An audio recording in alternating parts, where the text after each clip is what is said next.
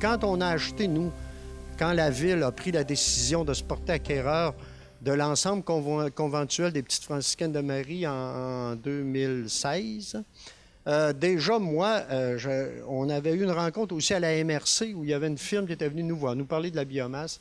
Et moi, j'étais entré en contact avec eux pour qu'on puisse, pour inscrire Maison-Mère comme un des projets intéressants. Puis le Forum des élus avait de l'argent de la CRE, il y avait des résidus monétaires, et on a pu financer des études d'impact, de préfaisabilité de projets de biomasse dans la capitale nationale. Il y en a 7 ou 8 qui ont été étudiés.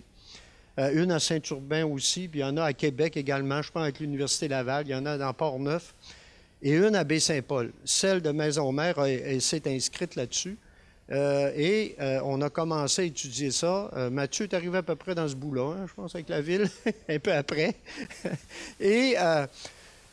Donc, on a commencé à travailler ça, et à partir des premiers résultats, ce qu'on nous disait, c'est que le projet de Maison-Mère à Baie-Saint-Paul était un des projets qui étaient les plus intéressants pour pouvoir démontrer l'impact de la biomasse. Était intéressant à 2 niveaux.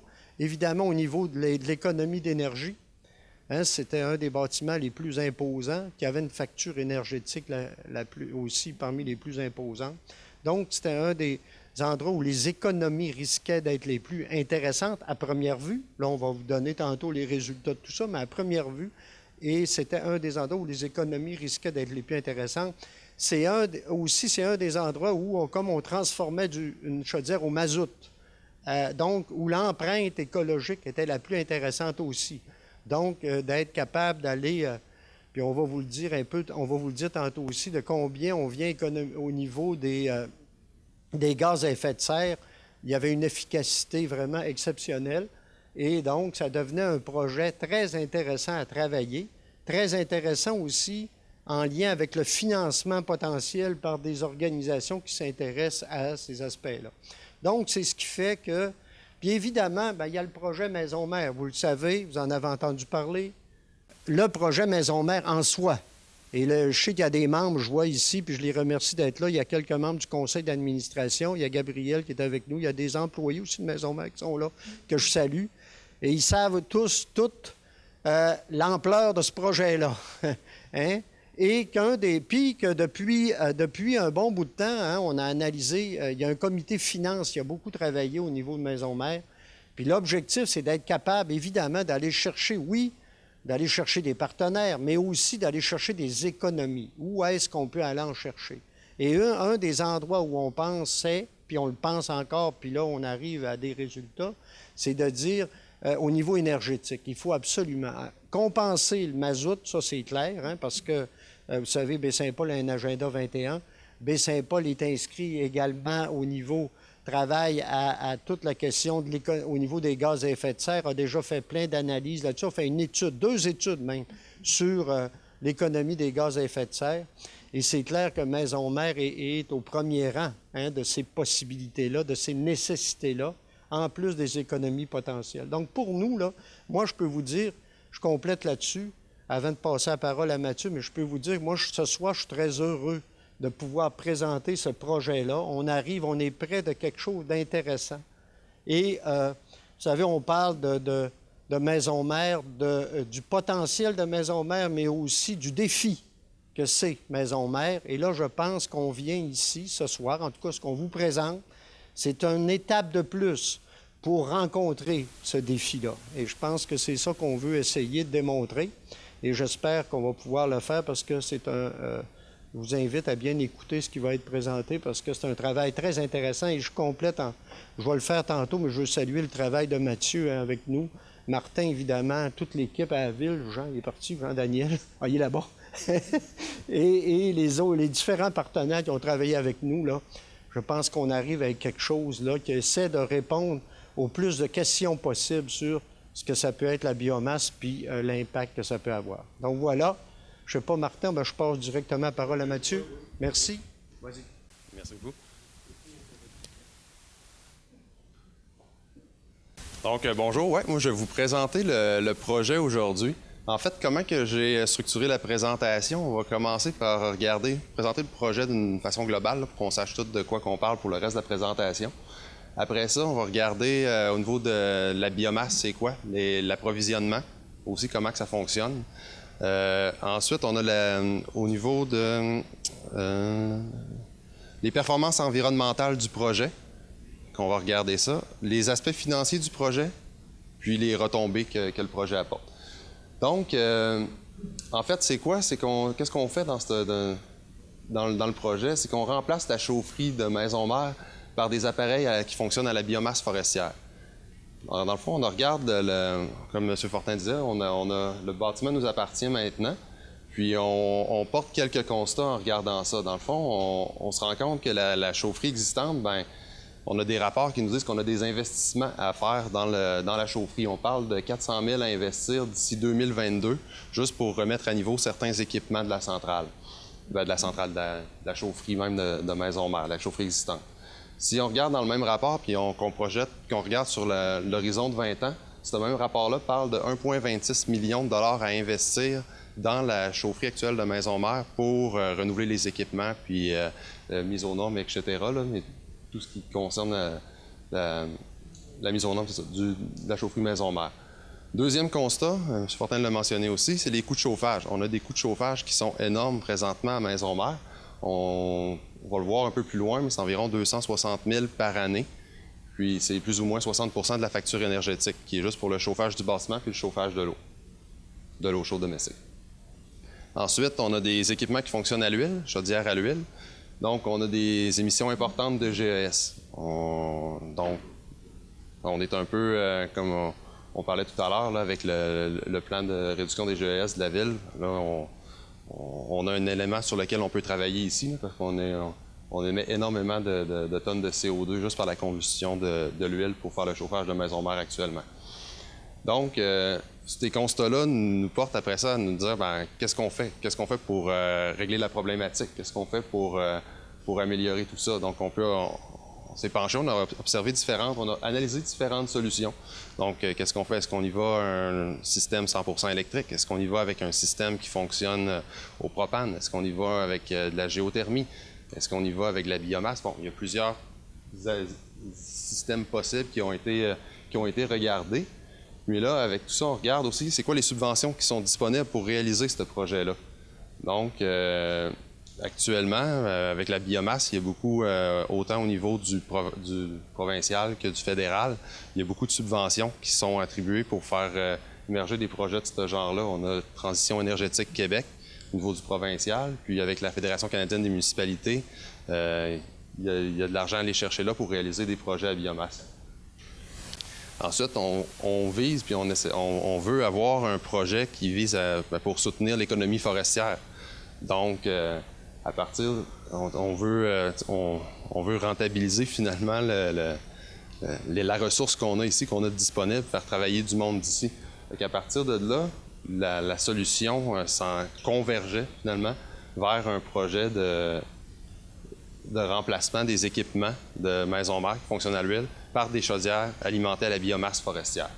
Donc ici, on a une représentation de quoi pourrait ressembler le bâtiment qu'on propose. Fait qu'on a la vue en façade là, qui serait éventuellement sur un prolongement de la rue Forgette, là, en arrière où le PN. Là. Puis vue arrière de la centrale, on voit un peu les cheminées. Cette section ici, c'est la réserve de copeaux, parce que la biomasse, on a un besoin d'entreposage de la matière combustible. Puis, dans le fond, le bâtiment fait environ, pour donner une idée, c'est à peu près 300 mètres carrés, là, avec un 17 mètres de longueur en façade. L'emplacement qui a été retenu, évidemment, c'est à proximité de maison mère. C'est le bâtiment principal qu'on veut chauffer. Donc, on le voit un peu sur la photo, c'est près du garage cylindrique là, métallique là, qui est présentement à l'arrière sur le terrain de maison mère. On voit un petit peu l'emplacement qui est délimité ici. Là. Donc, petite parenthèse sur la biomasse forestière. La biomasse forestière, c'est quoi? En fait, bien, ça peut provenir de résidus qui sont laissés en forêt, finalement, des résidus de coupe qui ne sont pas utilisés ou qui autrement pourriraient sur place. Ça peut provenir aussi de feuillus qui sont d'arbres, là, finalement, qui sont quand même bons, mais qui sont coupés et qui sont transformés en copeaux pour faire pour être brûlés. L'image qu'on voit ici, c'est quand même intéressant, ça, c'est des billes de bois, finalement, qui autrement auraient pourri en forêt, parce qu'ils sont jugés trop petites pour être transformés. C'est quand même, c'est pas juste des petites branches, c'est quand même des billes qui peuvent être d'un format assez intéressant. La biomasse, principalement en deux types, les copeaux et la granule. Au niveau des copeaux, c'est l'avantage, il y a des avantages et des inconvénients pour les deux, si on veut, là, mais au niveau des copeaux, l'avantage, c'est que ça peut être produit régionalement. Pas besoin d'une grosse expertise pour faire ça. Dans le fond, on empile notre bois, on le fait sécher.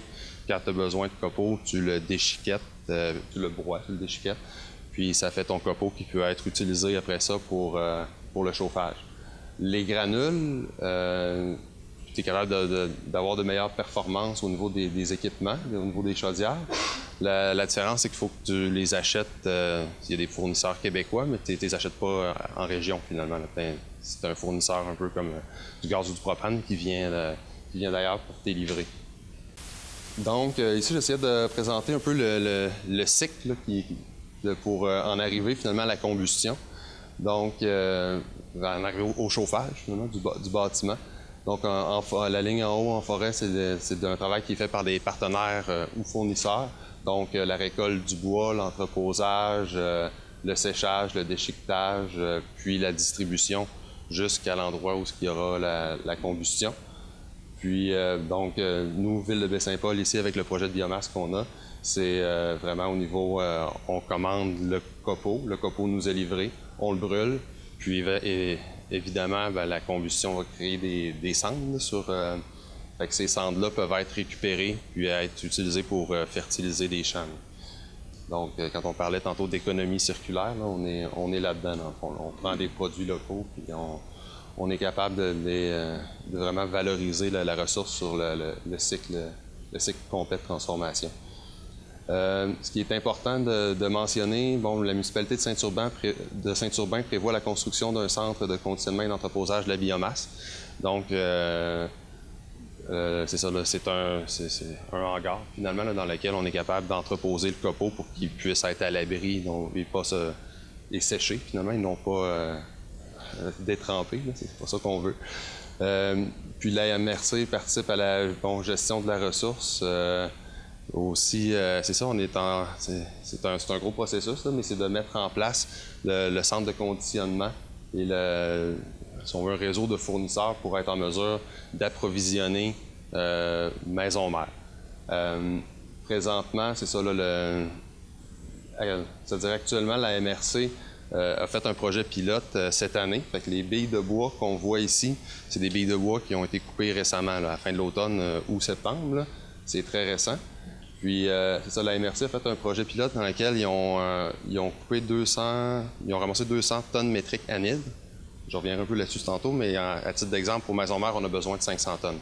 Fait qu'ils ont fait un projet pilote, ils en ont ramassé 200 tonnes métriques anides de bois qui serait resté autrement sur le terrain, comme je le disais tantôt. Donc, le projet concluant à date, c'est de quoi qui est très intéressant. L'entrepreneur, lui, ça fait son affaire parce qu'il en laisse moins sur place, il fait plus d'argent. Nous, ça fait notre affaire parce qu'on amène du bois, on récupère le bois, on l'a à un bon prix, on le fait sécher. Après ça, c'est toute la chaîne là, qui en tire des bénéfices.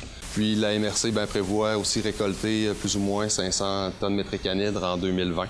Donc, en allant de l'avant avec le projet, c'est sûr que tout le processus de cueillette de bois puis de récolte est important parce que il y a un certain temps de séchage requis. Là. On ne peut pas couper le bois puis le brûler le lendemain. Là.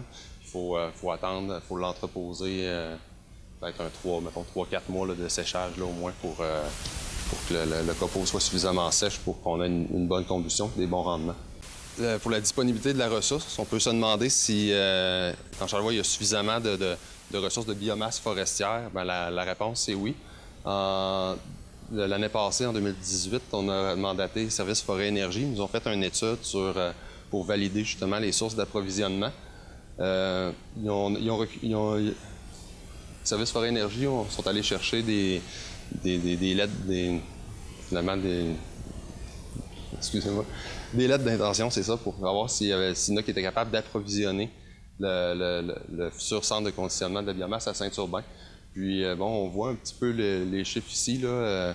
Il y a quand même un potentiel commercial là, sur le territoire de 7200 tonnes métriques annuelles. Puis pour le projet de maison-mère, comme je le disais tout à l'heure, c'est un 500 tonnes qu'on a de besoin.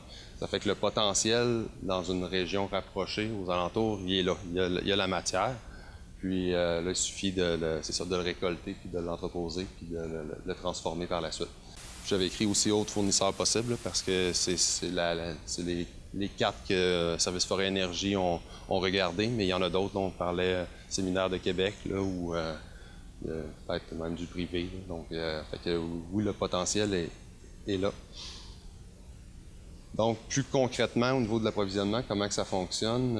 On prévoit un bâtiment, on voyait tout à l'heure, avec une réserve de copeaux. Fait qu'ici, c'est la section dans laquelle on entrepose, où on amène le copeau qu'on a besoin de transformer. Le nombre de livraisons, évidemment, va dépendre du volume de camions, du volume utile de camions qui est utilisé. Avec un volume de charge de 70 mètres cubes, là, ça correspond à peu près à un camion avec 40 pieds de trailer, là, si on veut. Là. Le nombre de livraisons serait au maximum 4 par semaine en période hivernale. Ça, c'est important, c'est que les chaudières ne fonctionnent pas toujours à plein régime. C'est en fonction de la demande. Puis évidemment, la demande la plus élevée quand c'est du chauffage, c'est quand il fait moins 30 avec du vent en plein hiver. Mais c'est rare qu'on va atteindre ces valeurs-là pendant une semaine entière complète. Là. Fait que c'est quand même conservateur comme chiffre, là, mais on peut s'attendre à ça. Si la centrale fonctionnait au maximum de sa capacité, il faudrait faire 4 livraisons par semaine en continuité pour assurer le fonctionnement de la centrale. Ça nous mène sur une utilisation annuelle, plus ou moins 39 livraisons. Donc, l'été, évidemment, si on fait juste l'eau chaude domestique, avec un voyage de camion, on est capable de chauffer assez longtemps. Là. Mais c'est ça. Fait que le gros des livraisons se fait en hiver. C'est là que je veux en venir. L'autonomie à pleine charge de 5 jours, ça veut dire qu'avec le volume de la réserve qu'on a, on est capable de dire pendant 5 jours de temps, la réserve est pleine. Pendant 5 jours de temps, je fais fonctionner la centrale, puis j'ai pas besoin de copeaux. Mais la 5e journée, par exemple, il faut que tu viennes m'amener 3 voyages pour la remplir. Mais on a quand même une autonomie énergétique là, de 5 jours. L'accès pour la livraison s'effectuerait par le prolongement de la rue Forgette, qui serait l'axe pour se promener pour avoir accès à la centrale avec les camions. J'ai mis un exemple, ça c'est un gros camion, là, mais c'est un exemple de déchargement là, avec les camions avec plancher mobile. Donc c'est un plancher qui ramène le copeau vers l'arrière pour le vider. Donc on va passer aux performances environnementales. Donc on l'a vu tantôt, le projet permet une réduction des émissions de GES de 352 tonnes de CO2. Donc c'est une grosse réduction de GES.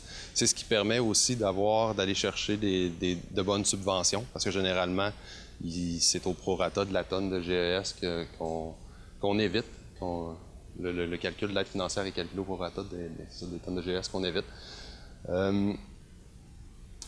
je vais parler des contaminants de l'air. Donc ça a été, on a mandaté comme Bouchard le disait tout à l'heure, la firme Consulaire, qui est une firme spécialisée pour faire des analyses au niveau des émissions atmosphériques, au niveau des émissions de polluants dans l'air. Donc, comme je l'ai écrit là, c'est sûr que comme les combustibles fossiles, donc comme l'huile ou n'importe quoi que tu brûles, c'est une réaction chimique, tu vas créer des contaminants, puis le bois n'en fait pas exception. Donc, les normes d'émission pour ce qui est de la biomasse, c'est le règlement sur l'assainissement de l'atmosphère qui encadre ça.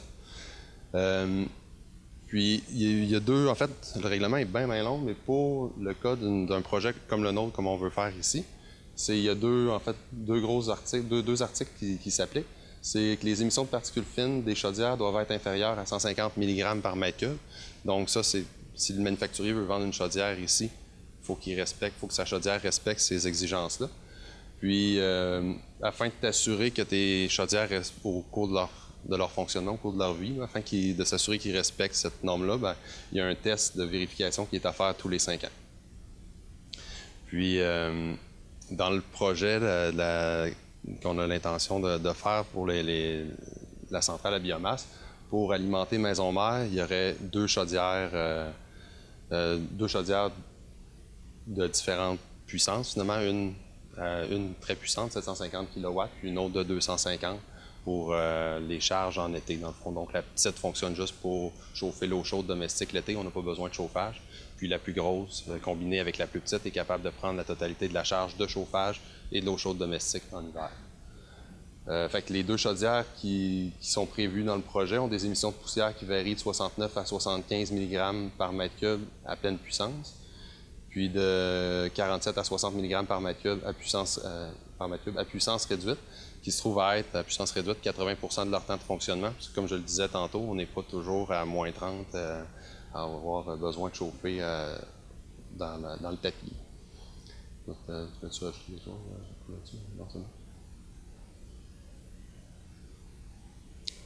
Donc, on a mandaté Consulaire pour faire l'analyse des émissions de particules fines et autres contaminants dans l'air. D'abord, ce laboratoire-là, c'est des laboratoires qui sont accrédités par le Centre d'expertise en analyse environnementale du Québec. C'est le centre d'expertise, finalement, du ministère de l'Environnement qui sont dédiés au règlement sur l'assainissement de l'atmosphère.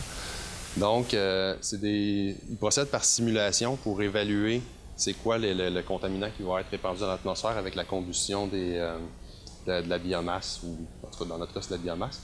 Donc, ça intègre, c'est vraiment une simulation complète. Là. On intègre la topographie de la région, on intègre les bâtiments environnants là, qui sont modélisés aussi.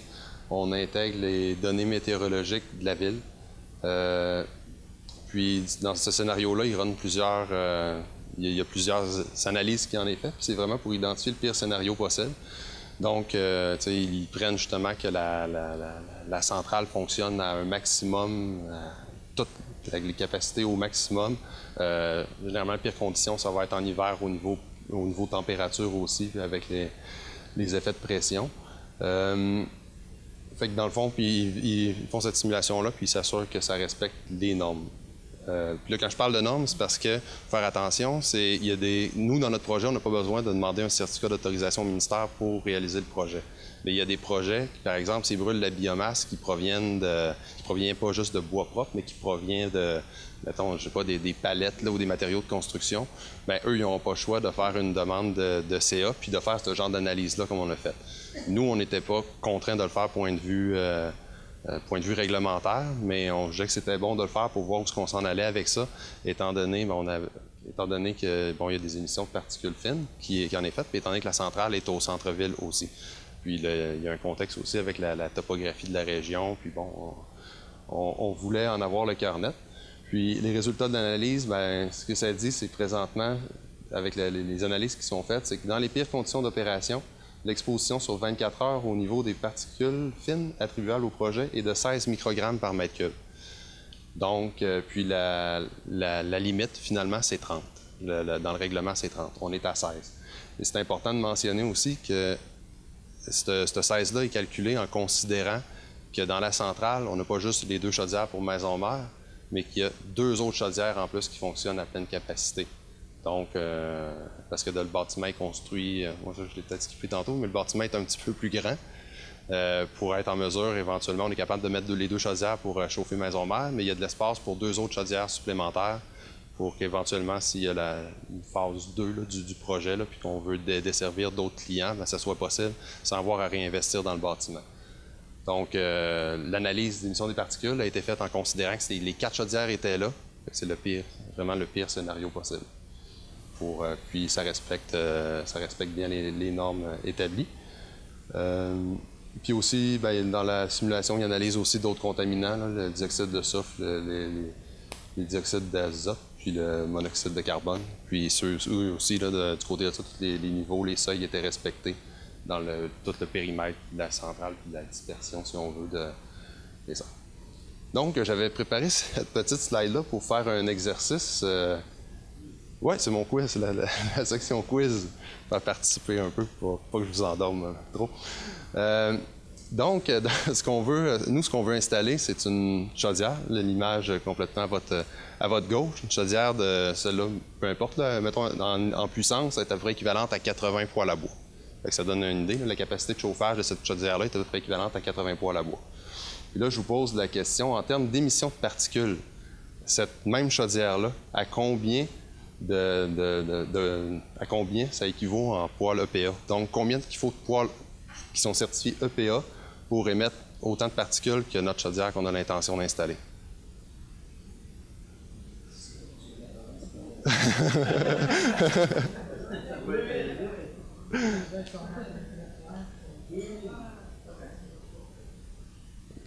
La réponse, 22. Oui. On est complètement ailleurs avec ce genre de chaudière-là. Là. On a vraiment des performances de combustion très élevées. C'est les températures aussi qui ne sont pas les mêmes qu'un poêle standard. Puis là, je dis standard, mais c'est quand même des poêles qui sont EPA. Donc, 4,5 grammes à l'heure d'émission. Pour vous donner une idée, à Montréal, eux, ils ont baissé le seuil là, depuis 2018, je pense. C'est aux alentours de, c'est 2,5. Fait qu'ils demandent des poêles à 2,5 grammes à l'heure. Fait que c'est EPA++, si on veut. Là. Mais là, je l'ai fait avec le calcul avec les poêles certifiés EPA à 4,5 grammes à l'heure. Puis, je vous pose la question, un bon vieux poêle standard qui n'était pas combustion lente, 44, hein, 10? La réponse, c'est 3. Ouais. Ouais. Fait que les... Pardon? Ben, les vieux poêles à bois ou même foyers là, qui n'étaient pas combustion lente, c'est vraiment... ils émettent beaucoup de contaminants et de poussière fine dans l'air. Les poêles EPA, tu as une recirculation, tu as une recombustion des gaz, si on veut, puis tu réduis pas mal tes émissions de particules fines. Mais les anciens poêles, tu brûlais beaucoup de bois aussi, là, mais c'est ça. Là,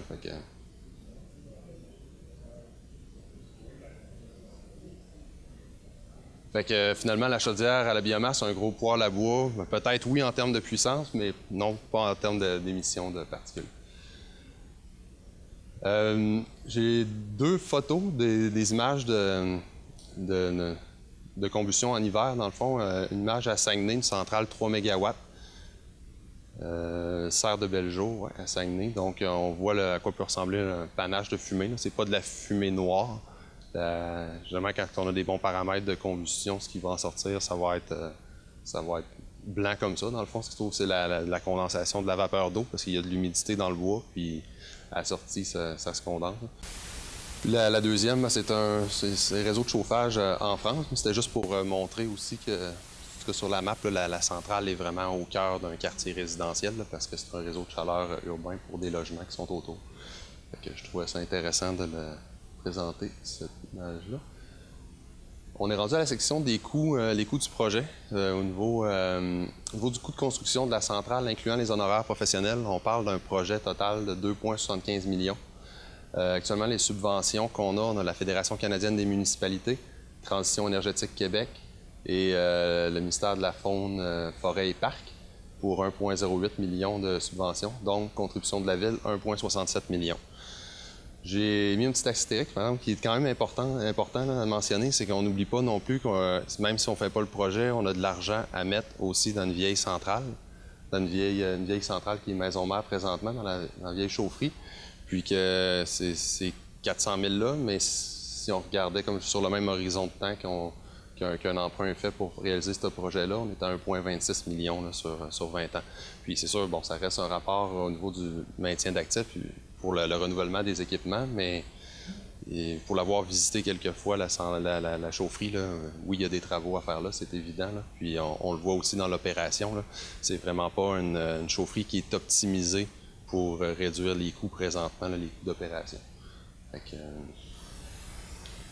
Ensuite, pour le règlement d'emprunt qui avait été, l'avis de motion qui avait été déposé à la séance du conseil lundi passé, on tenait à juste représenter les chiffres comme ça. Donc, dans le fond, ce qui est prévu, c'est honoraires professionnels autour de 228 000 $, Coût de construction de la centrale, 2,5 millions. Optimisation énergétique du bâtiment de maison-mère, 260 000. Puis le reste imprévu, taxes et frais de financement pour la différence. Au niveau de l'optimisation énergétique, en fait, la subvention qu'on a avec la Fédération canadienne des municipalités, qui est de 750 000 il y a une partie des travaux qui est fait, qui est admissible à la subvention, qui est pour la centrale. Et il y a une autre partie des travaux qui doivent être faits pour obtenir la subvention, si on veut, c'est des travaux en amélioration d'efficacité énergétique du bâtiment. Donc, c'est pour ça que ça fait toute partie, si on veut, du même projet de règlement. Fait que pour avoir la totalité de la subvention, il faut faire aussi des travaux d'optimisation énergétique dans le bâtiment à hauteur de 260 000 $. C'est ce qui avait été présenté à la Fédération canadienne des municipalités. Puis, si on recalcule le total de subventions là-dessus, parce que ces travaux-là sont admissibles à la subvention aussi, on a une subvention totale d'1,38 million qui couvre 41 % finalement des coûts totaux du règlement d'emprunt.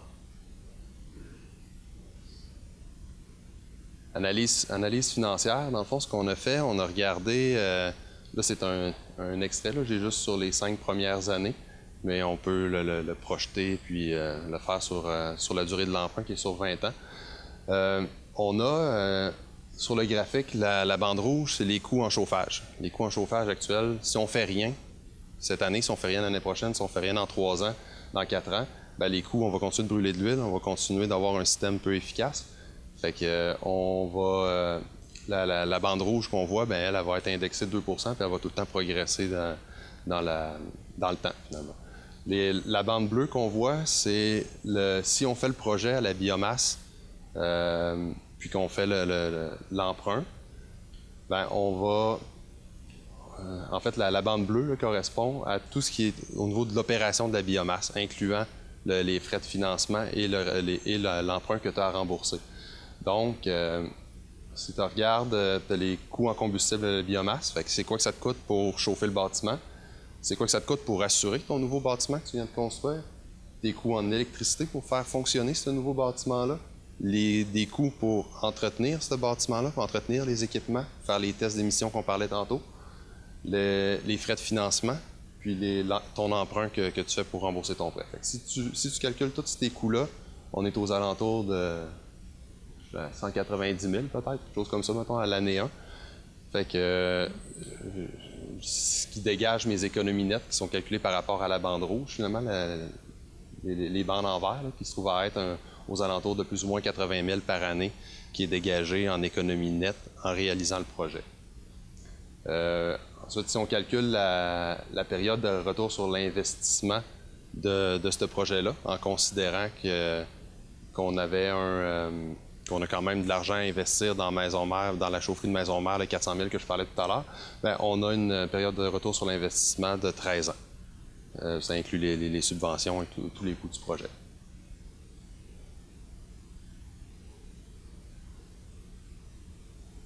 Les retombées, donc économie nette sur les frais fixes d'opération, par ça, donc on parle d'un 80 000 par année par rapport au coût de chauffage actuel. Puis aussi, je reviens peut-être là-dessus, c'est peut-être important de le mentionner. Là, dans la bande bleue, en fait, on se rend compte que j'ai tous les coûts de fonctionnement puis d'opération de la nouvelle centrale.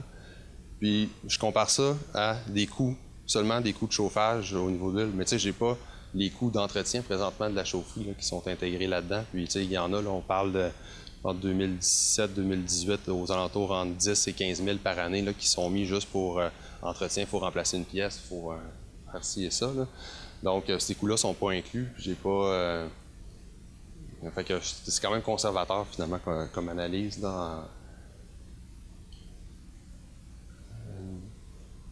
Donc, en réalisant le projet, on élimine le combustible fossile aussi. On parle d'une réduction des émissions de GES de 352 tonnes par année. La récolte du bois, la transformation, le séchage, l'entreposage et le transport sont effectués par des fournisseurs locaux. C'est le principe d'investir ici au lieu de donner de l'argent à Hydro-Québec ou à une compagnie pétrolière. Le 80 000 par année qui sont injectés directement dans l'économie régionale, c'est qu'on estime qu'on aurait besoin de 80 000 environ de biomasse pour faire fonctionner le bâtiment annuellement. Donc, c'est de l'argent que tu mets directement dans la région. C'est pas de l'argent qui s'en va à une pétrolière. Ensuite, consolidation de l'industrie forestière. Je mentionnais tantôt, on est capable de récupérer beaucoup, valoriser finalement les résidus forestiers laissés en place. Création, maintien d'emplois, puis les cendres qui peuvent être réutilisées aussi pour être valorisées pour fertiliser les champs. Ensuite, oui, OK, j'avais mis quelques exemples de projets avant, juste des images. Là. La présentation va être disponible en ligne après. J'ai mis un lien ici, là, Vision Biomasse Québec. C'est une liste de projets de biomasse qui ont été réalisés au Québec. Ils sont tous rapatriés par région. Puis quand on clique dessus, on est capable d'avoir l'information, la puissance, quel type de copeaux qu'ils utilisent, etc. Là, des images de la centrale, c'est quand même intéressant. Puis là, c'est ça, j'avais sorti quelques images de chaufferie là, pour montrer à quoi que ça peut avoir l'air, qu'est-ce qui a été fait dans d'autres régions. Là, comme par exemple, celui-là, c'est à Montjoly. C'est 2000 kW. Ouais, c'est ça. 2000 kW. Non, je pense que c'est 3000 kW. C'est à peu près la même. Dans le fond, c'est 3 fois plus puissant que ce qu'on a besoin pour Maison-Mère. On voit qu'il y a la grosseur de la réserve de copeaux, les chaudières qui sont d'un côté, on voit la cheminée aussi. D'autres projets, là, il y a Saint-Tubal, je crois, là-dedans, avec Montmagny aussi. Donc, ça complète pas mal. On est rendu à l'échéancier, Mathieu. Oui. On est rendu à l'échéancier. C'est bon. C'est mon petit bout. Ouais, ben, ouais. Mathieu va vous revenir. Ça va lui laisser la chance de reprendre son souffle. Hein? En fait, l'échéancier, c'est un peu les étapes à venir. On vous a dit, on a commencé à récolter au niveau de la MRC de la matière. Donc, ça, c'est en cours. On va voir comment ça évolue. 9 septembre, on a fait l'avis de motion pour le règlement d'emprunt. Et aujourd'hui, bien sûr, il y a la présentation. Le 15 octobre, on ira avec possiblement l'adoption du règlement d'emprunt qui sera soumis à la tenue d'un registre, comme ça se fait dans tout projet d'investissement par la municipalité. Ce qui devrait nous amener, si tout va dans la suite des choses comme on le prévoit, ça devrait nous mener vers la fin novembre pour l'accord qu'on obtiendra du MAMAF, qui est le ministère des Affaires municipales. Alors, il doit sanctionner cet emprunt-là. Et à l'automne 2019, on se mettrait en élaboration des plans de vie de la centrale, même si vous avez vu tantôt l'esquisse, tout n'est pas défini dans les détails près. À l'hiver, on irait en appel d'offres pour les constructeurs et pour la fourniture d'équipements. À l'été 2019, ça se construirait pour fin... 2020. Oui, c'est vrai, hein? Et mon Dieu. Ça, c'était mon petit test, là. Tantôt, il y avait un quiz, là, c'est mon petit test chez l'auditeur. Non, mais s'excuse la coquille, hein? C'est ça. Mais à l'été, donc, de 2020, on va y aller, on irait de la construction. Puis finalement, en 2020, il y aurait aussi la mise en marche de la centrale. Alors, progressivement, on évoluerait dans ce sens-là pour commencer à avoir les dividendes en économie plus vers 2021. Alors, c'est le plan qu'on a. On est à se planifier en fonction de ça. Et on va voir comment les choses vont évoluer, parce que certains auront entendu parler du développement potentiel d'un réseau de chaleur. Un réseau de chaleur, ce que ça fait, vous avez entendu Mathieu tantôt exprimer qu'on avait de la possibilité pour de l'expansion à l'intérieur du bâtiment, c'est-à-dire en ajoutant des chaudières. Ajouter des chaudières veut dire qu'on aurait de l'énergie qu'on pourrait vendre, qu'on pourrait vendre à des institutions qu'on a ici, que ce soit une commission scolaire, un hôpital ou d'autres partenaires. Alors, ça pourrait générer des revenus qui pourraient éventuellement être réinvestis dans le projet Maison-Mère ou autrement, selon les volontés du conseil municipal. Alors, c'est l'autre volet qui n'est pas exposé, mais ça supposerait des investissements supplémentaires. Pour la probabilité que ça se concrétise tel que soulevé, si on vous le présente, c'est parce qu'on a fait le travail de valider avec des experts. Bien sûr qu'il y a des hypothèses. Bien sûr qu'il y a plein d'hypothèses là-dedans, puis personne n'a une boule de cristal pour prévoir qu'est-ce qui pourrait ne pas arriver, hein? Ou ce qui pourrait arriver. Alors, Mais ce qu'on peut vous dire, c'est que l'ensemble de la démarche qui a couru avec les gens qui se sont associés au dossier nous laisse croire qu'il y a un haut taux de probabilité que ça se concrétise comme c'est là.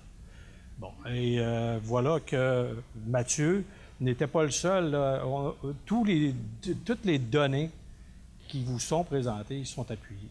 Sont appuyées sur des hypothèses, sont appuyées sur des analyses, sont appuyées tantôt sur d'autres expériences similaires. En fait, donc, il y a un fondement très, très solide à tout ça, là. Il n'y a pas de tendance hallucinogène là-dedans, là. C'est vraiment une démarche. C'est ça. C'est vraiment une démarche qui s'est faite avec sérieux. Avec sérieux. Est-ce qu'il y a quelqu'un ici qui peut vous dire ce soir qui peut éliminer toute part de risque?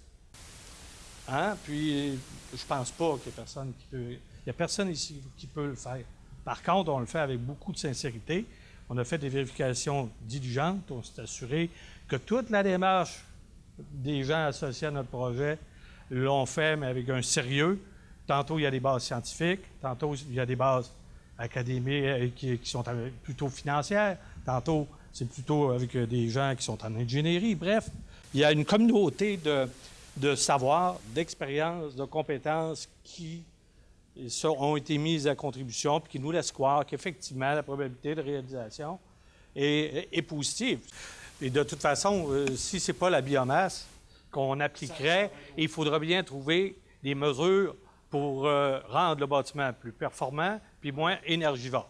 Alors, d'une manière ou d'une autre, c'est pour nous impératif de travailler de cette dimension-là. Et c'est pas l'affaire c'est pas l'idée d'une personne, hein? C'est une question de nécessité. C'est une question de nécessité où là, tout le monde est associé. Puis on se dit, bien, dans un projet comme de ce type-là, bien là, il y a un effet d'émulation qui peut être positif pour l'ensemble de la communauté et de la région. Puis on pense que tout ce qui n'a pas été calibré et qui est d'une valeur ajoutée, c'est tout l'effet ou l'impact régional que ça va avoir, ce projet-là, dans les autres facteurs non quantifiés. Tu sais, on parle des VES en termes de diminution, mais en termes économiques, ça vaut quelque chose. Quand on parle du soutien à l'économie locale, ça vaut quelque chose aussi. Fait qu'il y a plein de facteurs qui s'additionnent, qui font que ça peut faire du sens d'aller dans cette voie-là. Qu'on n'y aille pas dans celle-là. D'accord? Qu'on n'y aille pas dans celle-là, à mon avis, il va falloir en trouver une autre voie. Parce qu'on ne pourra pas continuer au mazout, puis à dépenser des centaines de milliers de dollars à brûler de l'énergie. Moi, je pense qu'il faut trouver, rationaliser, puis être plus performant. Alors, dans ce sens-là, si ce n'est pas cette option-là, il va falloir avoir foi en une autre. Puis, on va y aller avec la même rigueur. La même rigueur. Parce que ça a été une démarche rigoureuse qui s'est faite. On a pour plus de 200 000 $ d'honoraires professionnels d'associer à ce projet-là. Puis là, je ne suis pas généreux, 200 000, c'est beaucoup plus que ça. Je pense, là, c'est parce que je n'aime pas me tromper. Alors, quand on me pose cette question, je dois vivre avec. Mais c'est plus de 200 000 $ qui ont été mis là-dedans, par des sommes versées à des professionnels qui sont des émérites qui œuvrent dans le domaine. Merci, Martin. Bien rapidement, simplement dire, tantôt, il m'a amené quasiment à faire ma conclusion, mais sur les qualités de ce projet-là versus, c'est pas un projet parfait, ça, hein? Il y a ces petits problèmes comme d'autres et tout n'est pas réglé en faisant ça, sauf que moi, comme je dis souvent, quand j'additionne les avantages d'un côté, les avantages au niveau écologique, les avantages au niveau économique, les avantages au niveau du développement régional, je considère que les avantages l'emportent, moi, personnellement, je pense que les avantages l'emportent sur les inconvénients qu'on peut voir là. Donc, pour moi, ça reste un projet intéressant. J'espère qu'on va continuer à le travailler, puis j'espère qu'on va aller de l'avant avec ce projet-là, je le souhaite.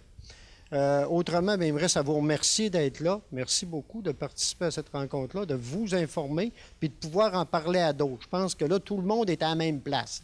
Là tout le monde, on a toute la même information. on est capable d'en parler si on a des questions là-dessus. Je salue ceux qui nous ont écoutés à la télévision aussi. Je remercie beaucoup Mathieu. Je salue le travail parce que Mathieu travaille là-dessus depuis combien de temps, là? Ça fait 1 an et quelques qu'il travaille presque exclusivement sur ce projet-là. Il y en a eu d'autres, mais celui-là a travaillé beaucoup. Non, mais beaucoup ce travail-là. Martin, toute l'équipe, Martin Bouchard, toute l'équipe de la ville. Monsieur Lafrance, merci d'être là. Votre équipe aussi qui avait travaillé avec nous. Puis les autres partenaires, je sais qu'au niveau de la MRC, il y a des discussions au niveau d'autres organisations aussi. Intéressant, M. Filion, effectivement. Pour ceux qui n'ont pas entendu par la télé, il me parle de l'importance de diversifier nos sources énergétiques et de ne pas trop dépendre de l'hydroélectricité, même si ça reste quelque chose d'important pour nous. Et que si on... Ah là, on n'embarquera pas là-dedans, c'est correct. Donc, merci beaucoup tout le monde. Bonne fin de soirée. On continue de travailler là-dessus. On continue de travailler sur l'ensemble du projet Maison Mère aussi. Voilà, merci.